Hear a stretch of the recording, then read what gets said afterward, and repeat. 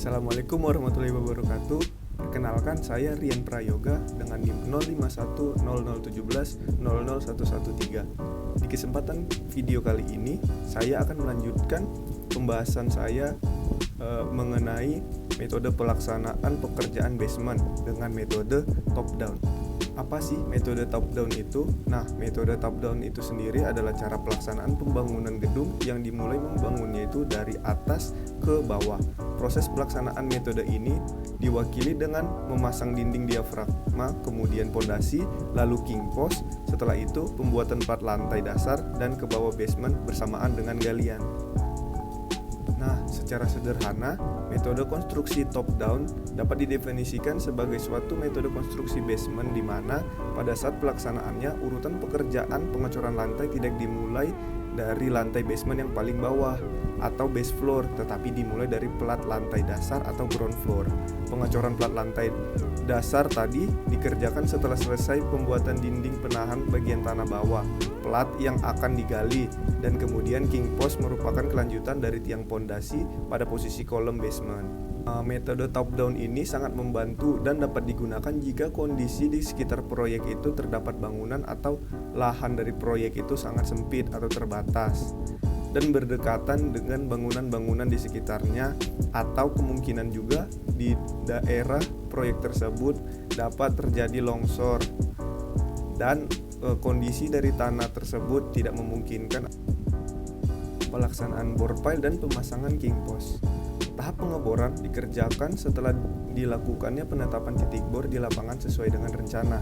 Untuk menjaga kestabilan lubang selama proses penggalian lubang yang dihasilkan selalu diisi dengan lumpur bentonit yang dikontrol kekentalannya dan berat jenisnya sebelum dituangkan ke dalam lubang galian. Nah, setelah lubang selesai dikerjakan, pembesian dimasukkan diikuti dengan pengecoran dengan menggunakan pipa remi. Selama proses pengecoran, kualitas dari beton harus tetap dijaga. Setelah pengecoran selesai, kemudian dilakukan pemasangan king post. Nah, king post ini sangat berperan pada pelaksanaan sistem top down yang memungkinkan pelaksanaan pembangunan serentak ke atas dan ke bawah.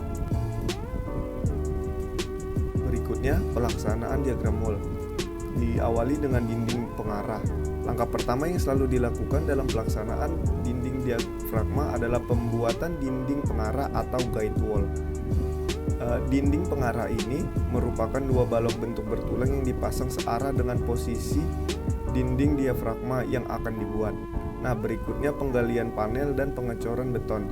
Penggalian panel dilakukan berselang-seling, artinya pertama dilakukan penggalian panel utama atau primary panel. Setelah panel utama dicor, baru dikerjakan panel sekunder atau secondary panel yang terletak di antara dua panel utama, digali dan dicor. Berikutnya ada cairan penstabil penggalian panel atau betonit slurry. Selama proses penggalian dilakukan, kestabilan panel dijaga dengan memasukkan cairan ataupun lumpur penstabil secara bersamaan ke dalam lubang yang terbentuk. Biasanya dipakai cairan penstabil bentoni.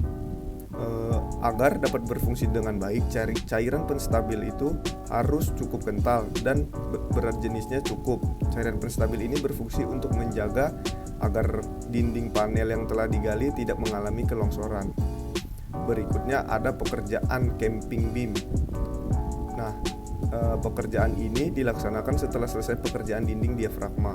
Camping beam ini berfungsi sebagai pur yang akan meneruskan beban aksial yang bekerja di atas dinding diafragma dan sebagai penyatu antara panel dinding satu dengan yang lainnya, serta meratakan beban yang bekerja di atas dinding diafragma. Berikutnya ada plat lantai beton. Nah, selain berfungsi sebagai penahan beban gravitasi yang bekerja padanya, plat lantai pada metode konstruksi top down ini memiliki fungsi penting sebagai struve atau pengaku yang menahan deformasi lateral dari dinding penahan tanah. Untuk tujuan kemudahan pelaksanaan, bagian plat lantai ini dibuat sebagai plat tanpa balok atau flat slab. Dengan pelaksanaannya yang sebagai berikut. Nah, yang pertama, ratakan sekaligus padatkan hingga level sesuai rencana. Kedua, cor beton ringan yang berfungsi sebagai lantai kerja. Kemudian pasang lembaran multiplex yang sudah disapu dengan minyak untuk acuan beton dan diletakkan di atas lantai kerja.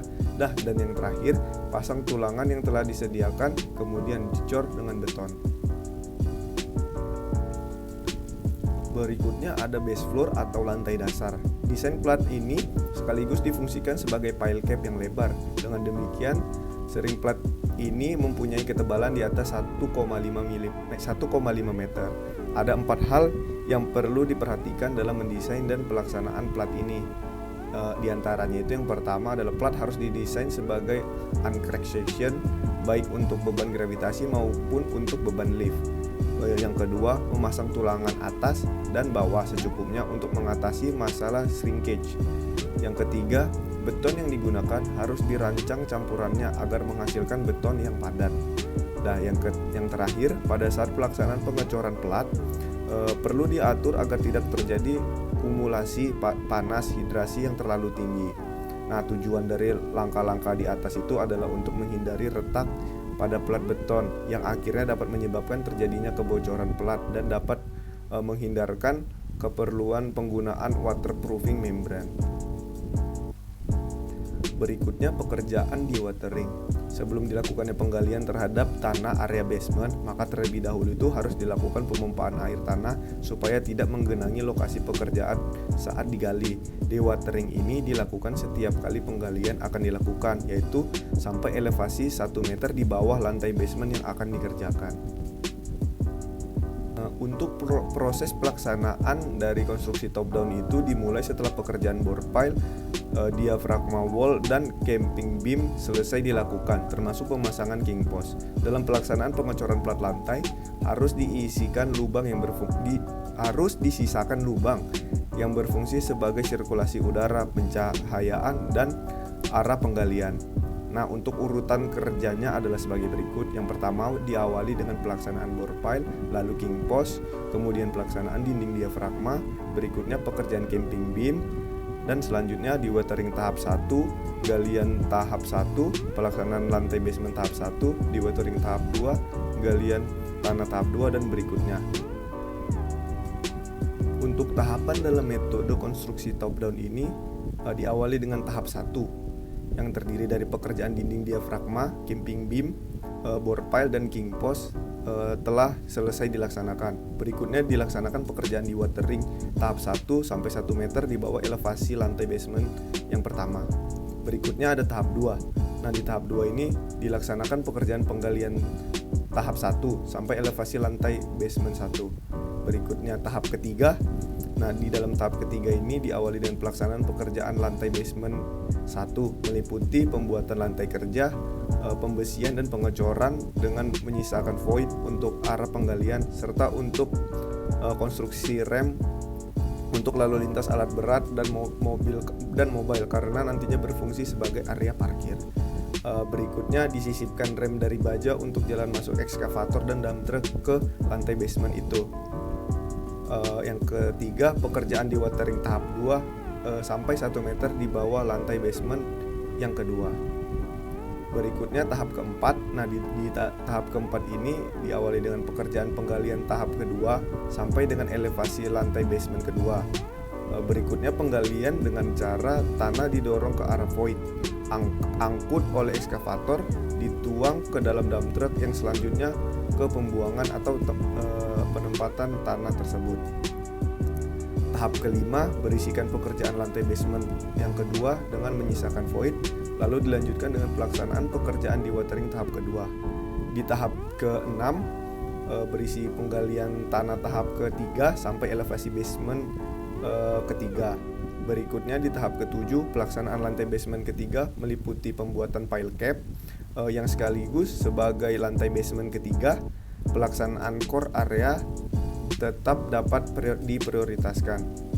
Berikutnya tahap yang ke-9 pelaksanaan lantai basement ketiga yaitu pengecoran kolom lantai basement ketiga sampai lantai kedua. Berikutnya penutupan void lantai 2 serta pelaksanaan core area. Lanjutkan dengan tahap yang ke-10 diawali dengan pengecoran kolom lantai basement yang kedua tadi sebagai lantai yang pertama. Berikutnya penutupan void lantai 1 dan prioritasi core area. Nah, tahap yang terakhir, tahap yang ke-11 itu pelaksanaan lantai dasar dan lantai di atasnya atau high rise area. Berikutnya itu ada pelaksanaan sambungan antara dinding dan plat. Setelah penggalian mencapai elevasi yang telah direncanakan sesuai dengan keadaan lantai basement, maka segera dilakukan pekerjaan pembesian untuk lantai basement setelah terlebih dahulu dibuat lantai kerja dari beton ringan. Sedangkan langkah-langkah dari pelaksanaan sambungan antara dinding dan plat ini antaranya yang pertama pembuatan lantai kerja untuk plat lantai basement. Berikutnya sementara itu styrofoam yang menempel pada dinding diafragma dibersihkan dan diratakan. Berikutnya luruskan tulangan overlap yang dibengkokkan untuk kemudian disambung dengan penulangan plat lantai. Pelaksanaan pengecoran kolom. King post yang berfungsi sebagai kolom sementara penyangga lantai basement tadi akan menjadi permanen setelah pengecoran kolom pada area basement. Pengecoran kolom ini dilaksanakan dengan membuat bekisting yang disertai corong-corong untuk memasukkan adukan beton atau ready mix. Berikutnya di sini ada kekurangan dari metode konstruksi top down. Nah, pertama itu diperlukan peralatan berat yang khusus. Kedua, diperlukan ketelitian dan keterampilan yang lebih. Ketiga, sumber daya manusia terbatas atau orang yang bisa melakukannya ini hanya orang terbatas. Yang keempat, diperlukan pengetahuan spesifik untuk mengendalikan proyek tersebut. Dan yang kelima, biaya dinding penahan tanah yang digunakan lebih mahal dibandingkan dengan sheet pile yang umumnya digunakan untuk metode bottom up. Namun metode top down ini memiliki keunggulan atau kelebihan, diantaranya relatif tidak mengganggu lingkungan di sekitar, jadwal pelaksanaan yang dapat dipercepat, kemungkinan pekerjaan simultan atau bisa dilakukan berbarengan. Berikutnya area lahan proyek lebih luas, resiko teknisnya lebih kecil, dan yang terakhir mutu dinding penahan tanah dapat lebih dikontrol. Kesimpulan, setelah melakukan kerja proyek ini, jadi mengetahui metode pelaksanaan konstruksi top down itu seperti apa, dan juga mengetahui kelebihan dan kekurangan dari metode top down itu jika diterapkan di suatu proyek. Nah, dan juga sistem top down itu sangat cocok digunakan untuk proyek-proyek yang memiliki lahan yang terbatas, ataupun proyek tersebut dihimpit oleh gedung-gedung atau bangunan di sekitarnya. Dan juga metode top down ini cocok untuk proyek yang terletak di kondisi lahan atau tanah yang kurang baik atau mumpuni. Terakhir adalah saran, karena saat kerja praktik ini dilakukan secara online ataupun daring dikarenakan dengan kondisi COVID yang sangat merajalela sekarang ini, sebenarnya sangat disarankan atau dianjurkan untuk meninjau langsung kegiatan yang ada di proyek konstruksi tersebut. Yang dimaksudkan kita jadi bisa tahu bagaimana kondisi di lapangan tersebut. Dan berikutnya proses pelaksanaan kerja di lapangan tetap harus dipantau sehingga kerja yang sudah baik ini dapat terus dipertahankan bahkan ditingkatkan. Evaluasi terhadap kesalahan atau kekeliruan kerja harus tetap dilaksanakan untuk meminimalisir terjadinya permasalahan dalam proses pembangunan. Nah, itu dia pemaparan dari bab 4 saya, bab yang terakhir, dan juga kesimpulan dari kerja praktik saya ini. Saya mohon maaf jika banyak kesalahan dan kekurangan dari saya menyampaikan dan juga hasil dari pengamatan saya ini. Saya mengucapkan terima kasih. Wabillahi taufiq wal hidayah. Wassalamualaikum warahmatullahi wabarakatuh.